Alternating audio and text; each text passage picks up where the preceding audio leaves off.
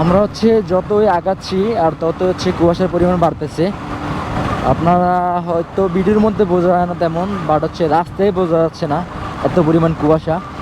আর এই গরমের দিনে এত পরিমাণ কুয়াশা পড়াটা ঋতুর সমস্যা, যেটার জন্য আমাদের উপরে প্রভাব ফেলে। আসসালামু আলাইকুম এভরিওয়ান, শুভ সকাল। তো এই মুহূর্তে আমরা আছি কাপ্তাই রাস্তার মাথা। তো এখন আমরা যাচ্ছি কাপ্তাই। তো মাত্র ফজরের নামাজ শেষ করে আবার আমরা রাইড শুরু করলাম।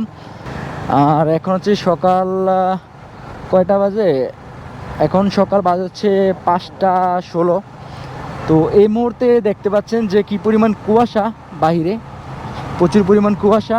মনে হচ্ছে যে মানে অন্য একটা সিজনে আছি, যেমন শীতকালে যেরকম কুয়াশা পড়ে, তো এরকম কুয়াশা এইখানে। তো এত পরিমাণ কুয়াশা দেখে বোঝার কোনো ওয়ে নাই যে এটা গরমকাল। প্রচুর পরিমাণ কুয়াশা, কুয়াশার জন্য কিছু দেখা যাচ্ছে না, মনে হচ্ছে যে শীতকাল। আর এই রাইডটা আমরা মারাত্মক লেভেলের উপভোগ করতেছি, কারণ অসম্ভব লেভেলে সুন্দর লাগতেছে। দুই পাশের মনোমুগ্ধকর পরিবেশ, মনে হচ্ছে যে আমরা গ্রামীণ কোনো পরিবেশে আছি, বাট এটা শহর। মারাত্মক লেভেলের কুয়াশা, কুয়াশার জন্য কিছুই দেখা যাচ্ছে না। আর অলরেডি আমরা কাপ্তাই রোডে ঢুকে গেছি।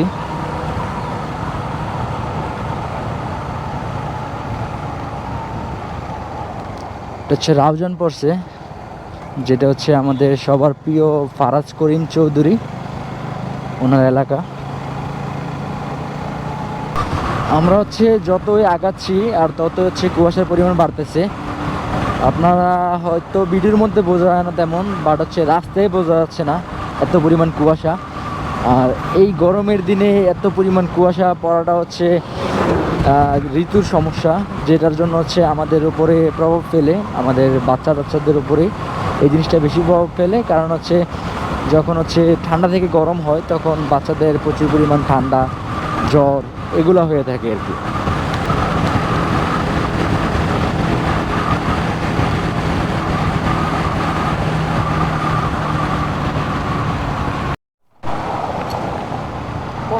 হ্যাঁ, কেউ কইতে পারে না তো।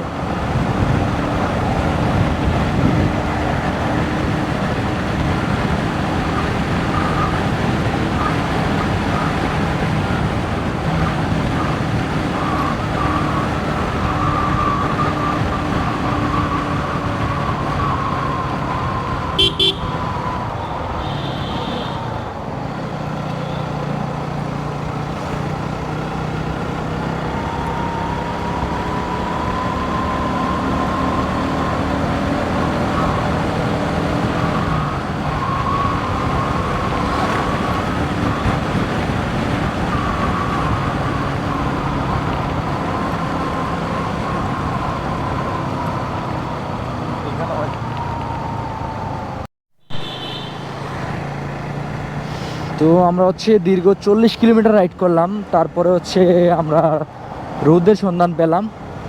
এত পরিমাণ কুয়াশা ছিল রোডের মধ্যে, বলার বাইরে। আর এখন অলরেডি আমরা রোদ দেখতে পাচ্ছি।